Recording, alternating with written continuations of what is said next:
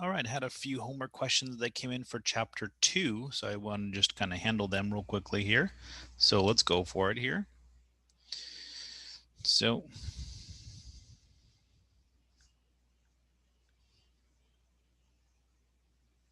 all right, let's see if this will catch up here. So 103 is the first question here that we get. Here's my little setup of the problem itself.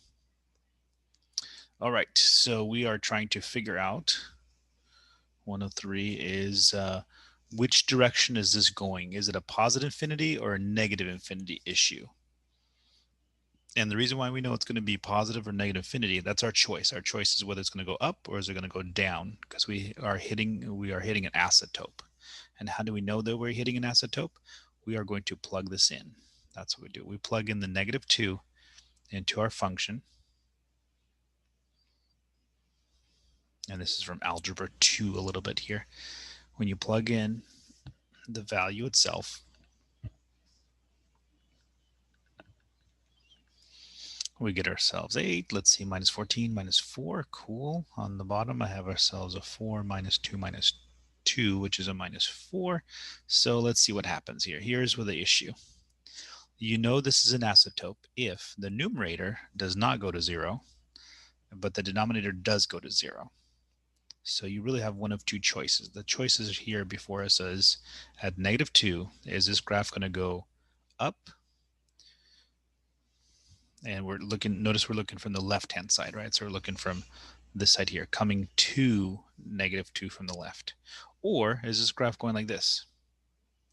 Is it going down on the left-hand side? That's the concentration that we have. So that's our issue. And so our issue is using this limit process. How do we know if it's going to go up as it hits or about to hit -2 from the left-hand side, or does it go down?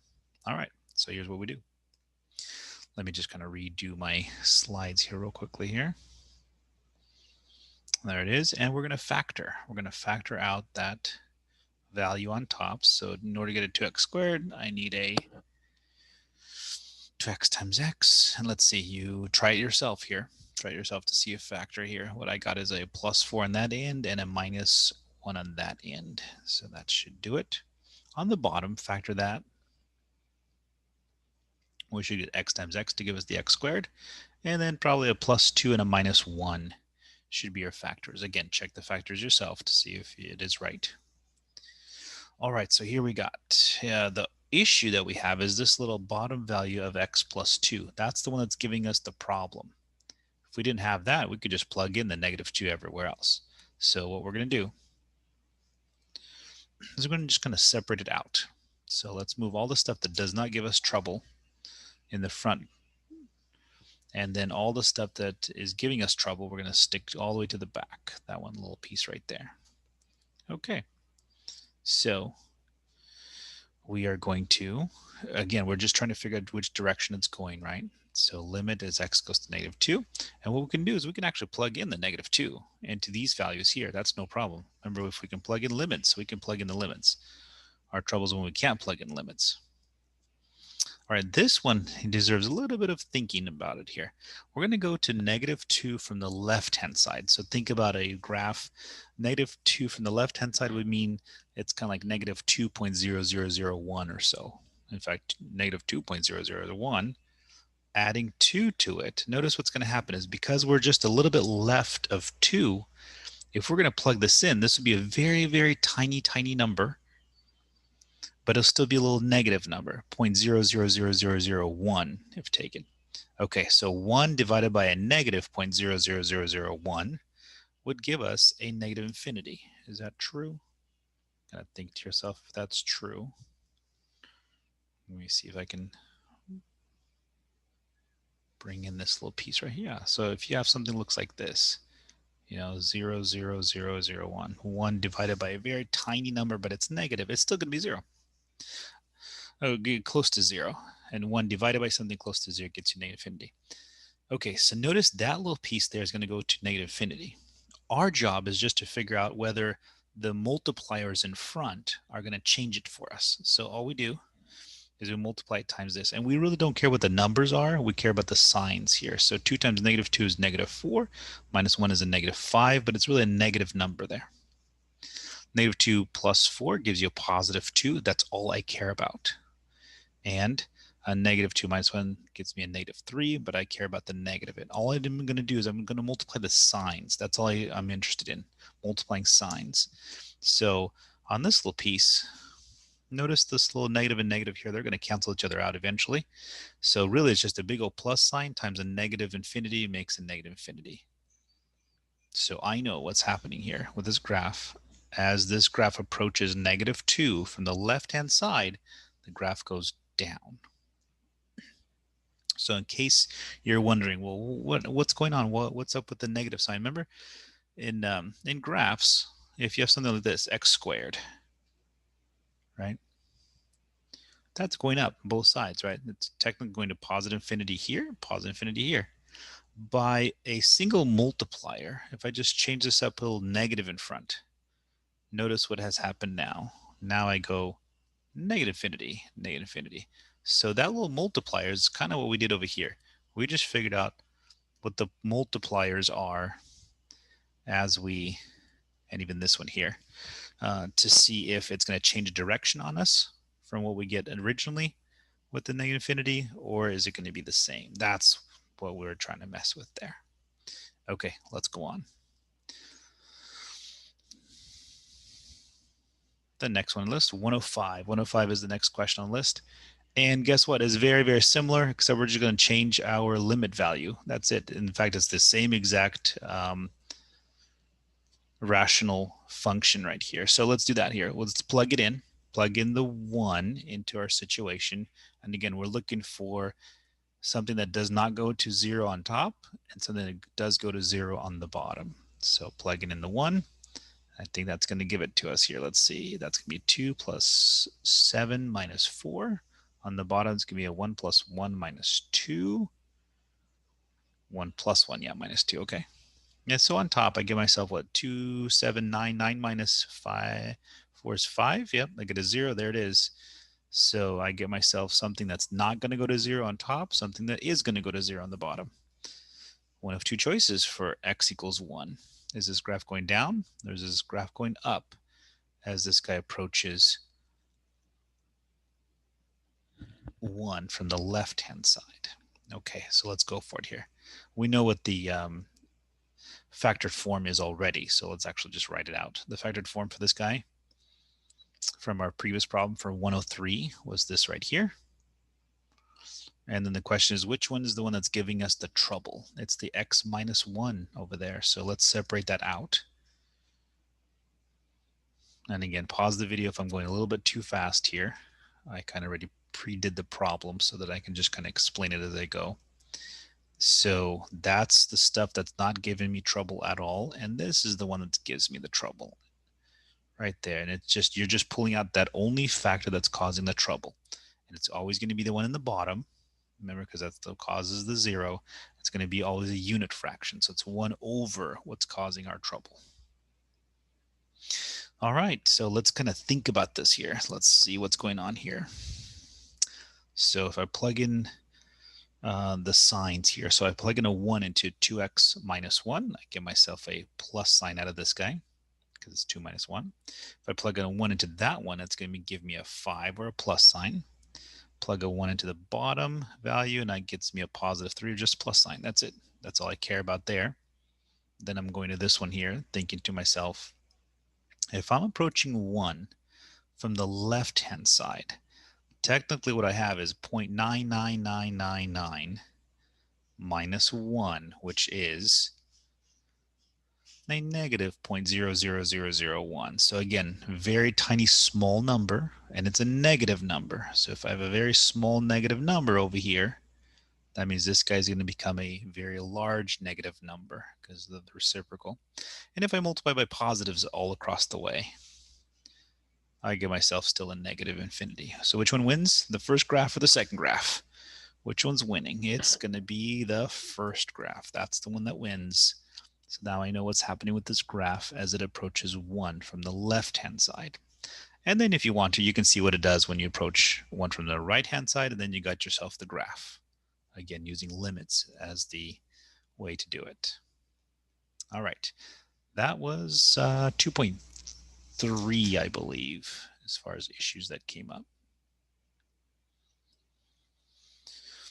Oh, that's right. The example in 2.23 here. So the example is same exact concept right here. I just want to show you. It's the same exact piece here.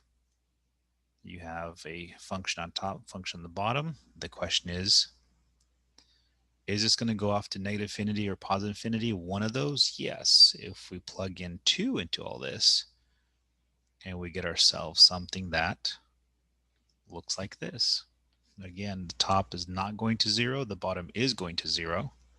So at x equals 2, coming in from the left-hand side, is it going up or is it going down? Ooh, hold on. That was not right. My graph is off here. It should have been like this. It should have been coming down this way.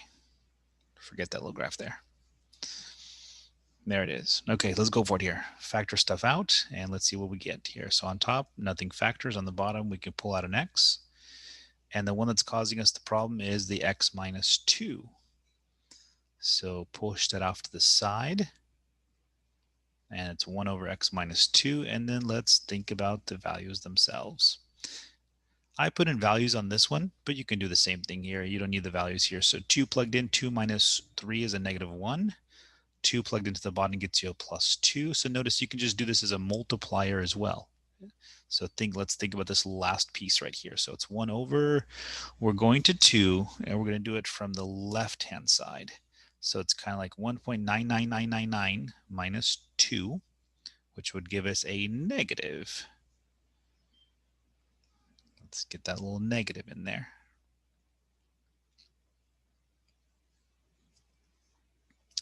Oh, sorry, this should be, okay, I messed up. 1 second here. So 1.9999 minus 2, that would give me a negative value here.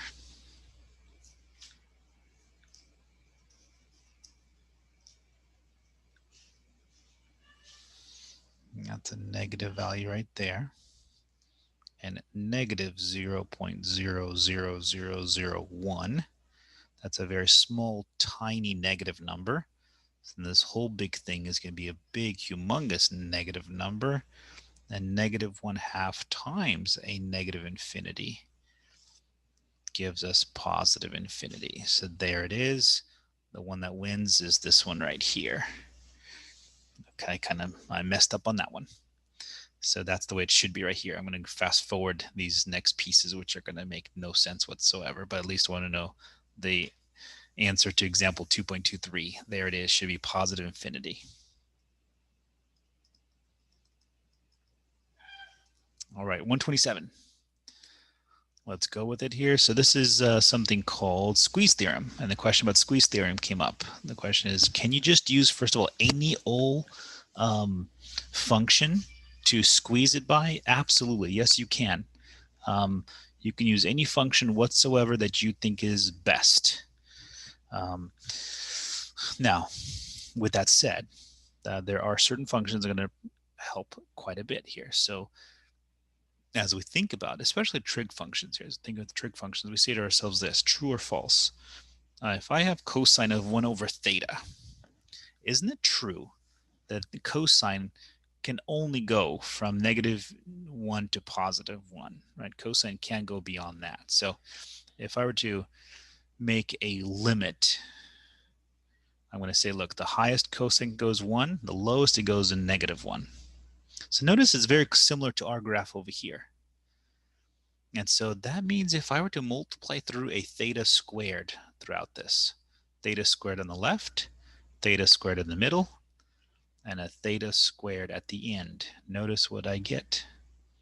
I get probably what I'm looking at. I'm looking for an x squared or theta squared to be my squeeze functions here. So let me do this on Desmos here.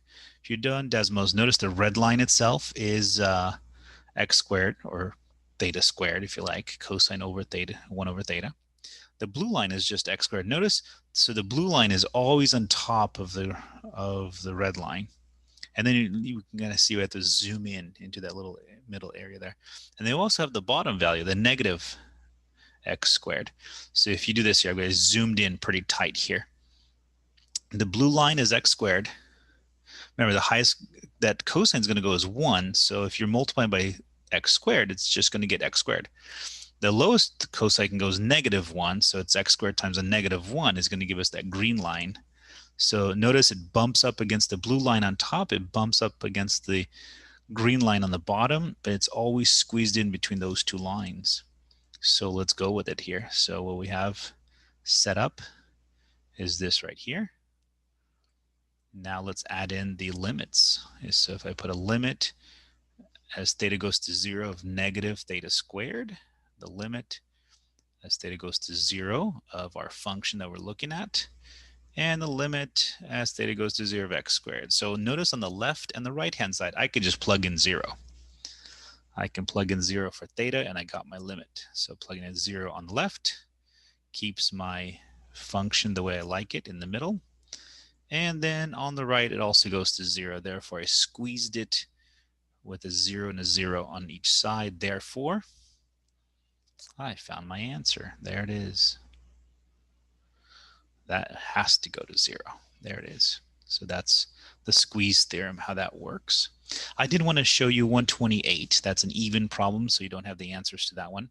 This one you can't graph really in Desmos or anything. So I wanted you to push you to sort of think about this right here. So I have a function that is 0 whenever anything is rational. It is x squared if it is irrational. So let's talk about this here.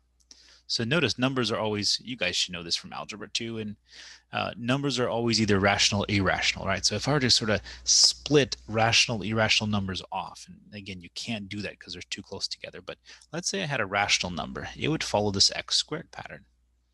Then an irrational number would be set to 0. Then I go to a rational, which will be about x squared, and then irrational. So notice I have this little pattern that's happening here. And 0 is going to be rational, so it has to be 0. And then, and then I go to the left side. So notice that little buildup here. So notice that my little top function is x squared. My bottom function, notice I don't go below 0. It's always 0. 0 is the lowest function I get. In fact, x squared should actually hit 0. I kind of drew that real quickly here.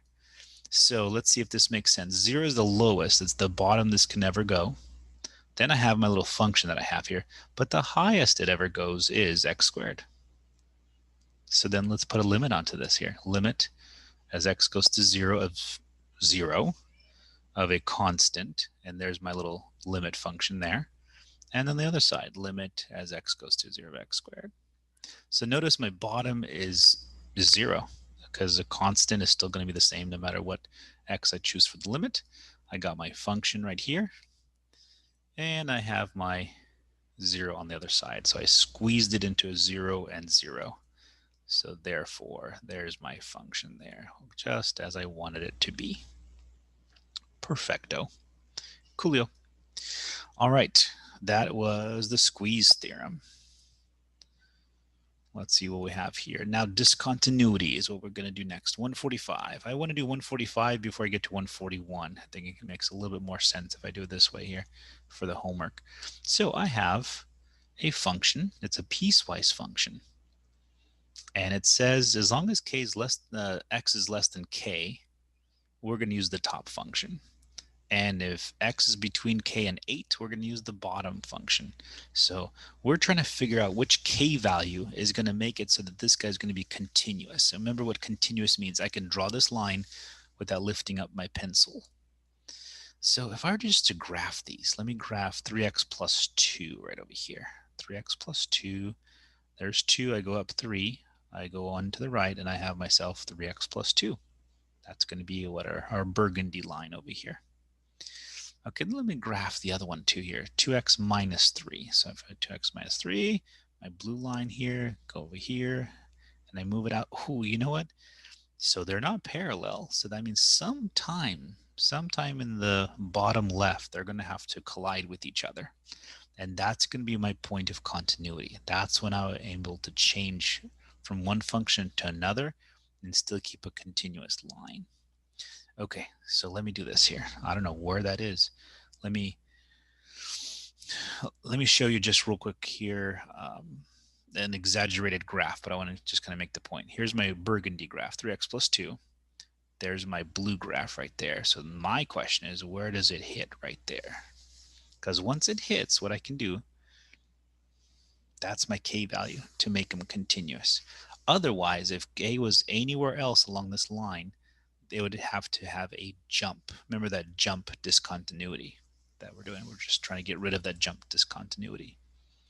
Okay, so what do we do? Easy. Notice the burgundy line and the blue line, they hit each other. So I just want to know what x value makes it so that they hit each other. In this case, and the way it's going to be drawn actually is going to be like this. Here's my final graph. It should look something like this right here. All right, let's set them equal to each other because that's all I want to do. I set them equal to each other. I say, look, as long as that is done, I'm going to find the x that makes them both equal or have the same y value. So how about subtract 2x from both sides gives me an x.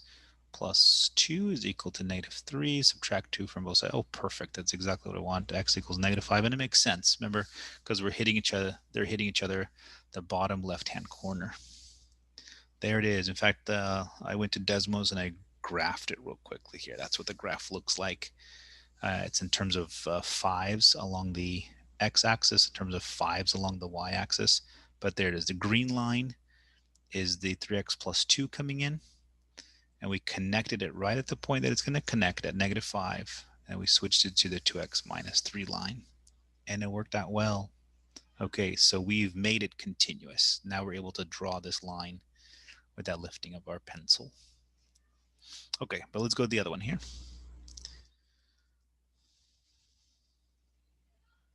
145. No, it's not 145. Sorry, as I'm kind of doing this quickly. I think this is 141. Let me find out real quickly here.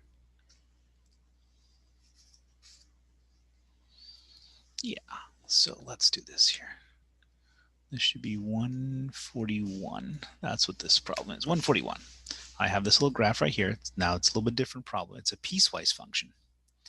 It says I can use the top graph as long as x is not equal to 1/2, and I use the bottom graph, which is a constant, just 7/2, with if u is equal to 1/2. Okay, let's talk about discontinuities before we get to this problem. So discontinuities, remember how they can happen? They can happen like this. You can have a hole, and that's a discontinuity. And that one's called a removable discontinuity. Remember that removable discontinuity? Then we have something called a jump discontinuity right here. Boom. It's going from one function and all of a sudden, boom, it jumps and it's another function altogether. Okay, we call this a jump discontinuity. And the other one that we call is the, I don't know, what do we call those? Infinity discontinuities? Let's check. Let's check in the book here. I just want to make sure. What's the 3 types? At least the way the book presents them, the 3 types here.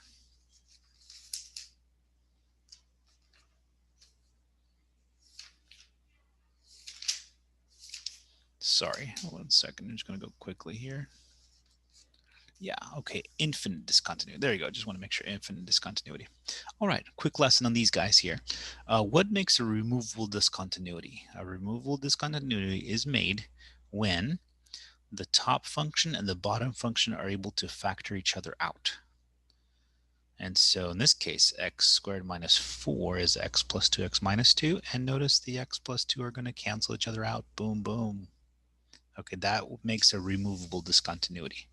The top and the bottom are factors of each other. A jump discontinuity happens when you have piecewise functions. So for one duration, it is this function that's going. Then all of a sudden it changes gears and it becomes another total different function. In that case, sometimes you can have a jump discontinuity, sometimes they perfectly match each other like the previous problem. And the infinite discontinuities, we talked about these already. This is when the top and the bottom will not factor each other out. X squared minus 4 and x minus 3 are not going to cancel each other. So you're going to get a non-zero number at 3, x equals 3 on top, and you're going to get a 0 number at 3 on the bottom. Okay, so now the question is, how do we see if these guys are continuous or not continuous? Well, you can't plug it in because you're stuck, because the rules say don't plug in a 1/2. And so what you're going to do is you're going to look at limits. Let's take a look at limits. I want to know the limits of this guy.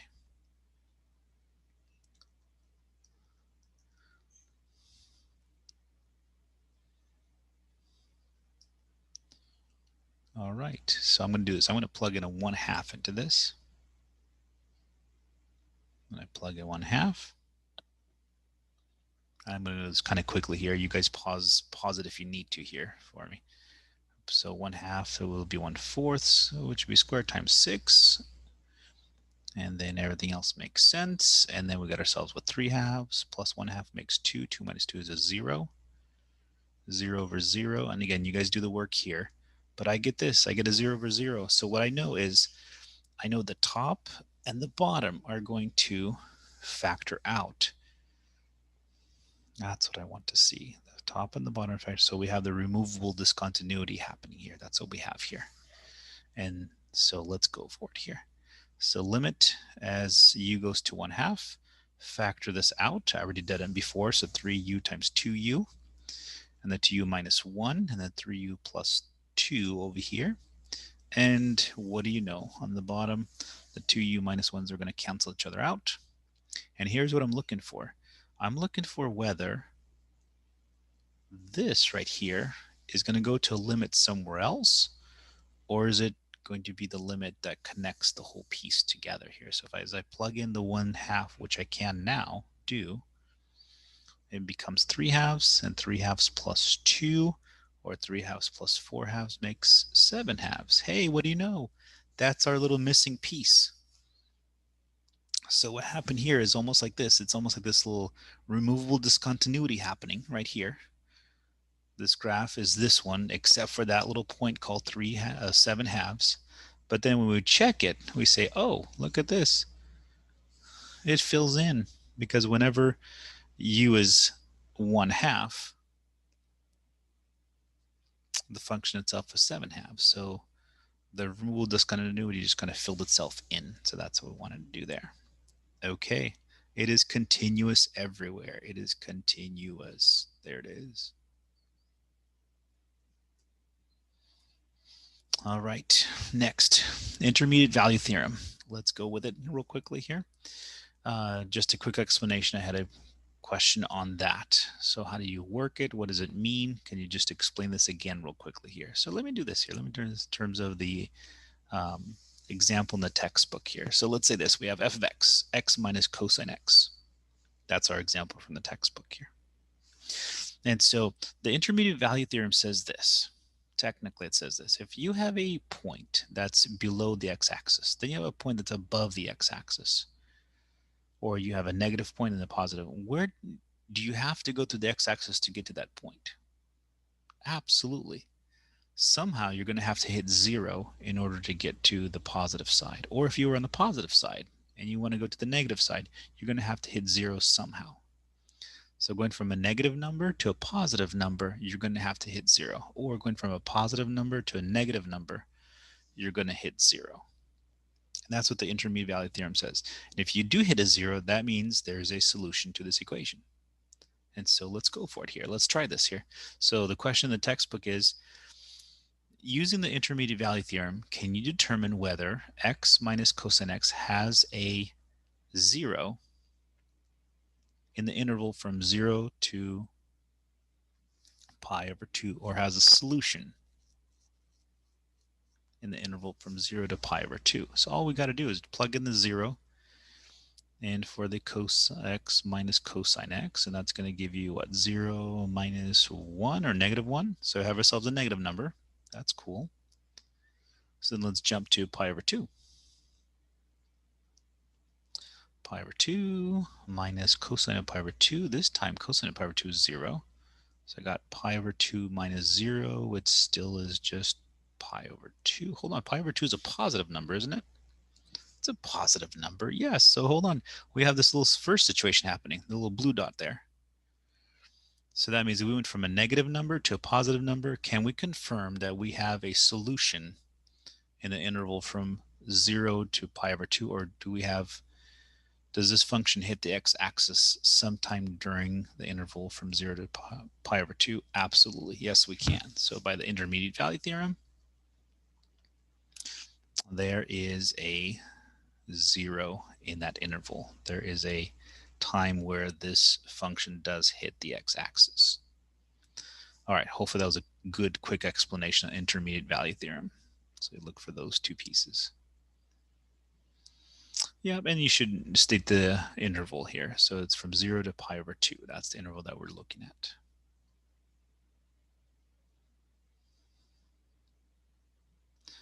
All right, on to, let me set this up here real quick here. This is the rigorous definition of a limit. Let me do 2 problems real quickly here on this one. And we're going to handle the linear functions first.